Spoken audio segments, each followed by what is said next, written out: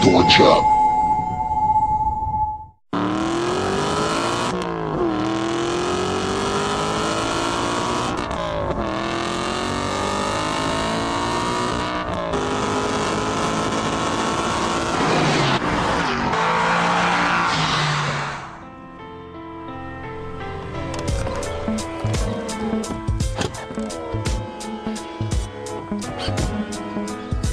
The Aston Martin Vantage always sounded great, but now that spine-tingling V8 is available in surround sound.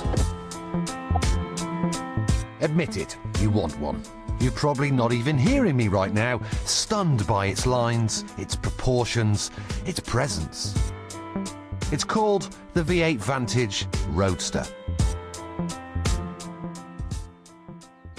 And that Roadster name is important. Now, usually Aston call their cabriolets Volante, which signifies to all those gents in the owners' club who wear tweed that it's an open-top cruiser.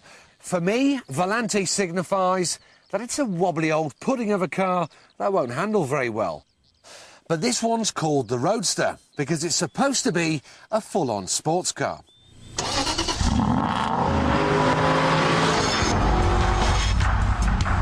Just like the coupe, you get the same 4.3-litre V8 with the same 380 horsepower.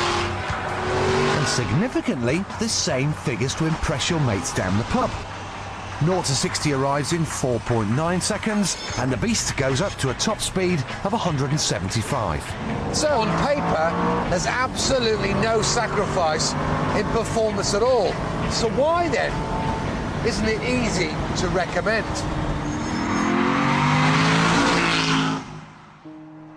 Well, at £91,000 it isn't exactly cheap, but more importantly, the Roadster is 16 grand more than my personal favourite, Porsche's superb 911 Carrera S Cabrio.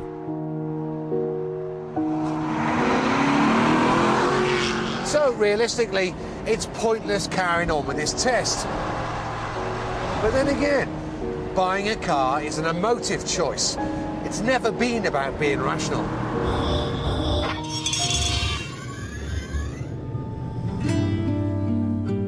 You're sitting there at home thinking of ways of getting 91 grand as quickly as possible, reminding your other half that this just isn't any car. It's a hand-built masterpiece with an engine you want to stroke, seats you want to sit naked in, and dials that, although unreadable, look like modern art.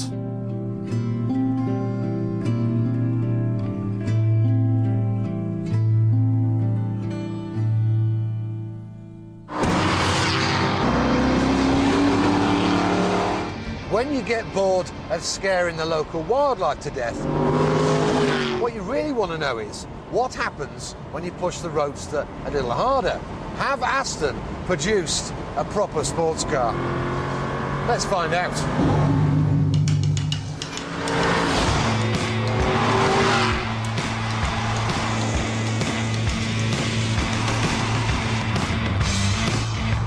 The simple answer is yes. This is a great sports car.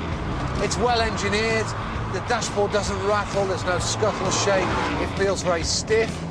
I can't feel the chassis flexing, it's fab. But the one overriding fact you get from this Aston is it feels heavy. It doesn't feel very nimble and pointy and darty. And that's what I want in a sports car. But then again, this is a truly great Aston Martin, their best convertible ever in fact. And let's face it, that noise is utterly priceless.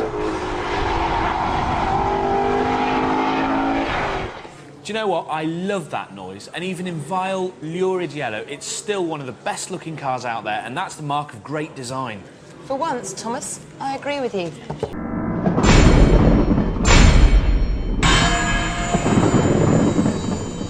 Staunch up.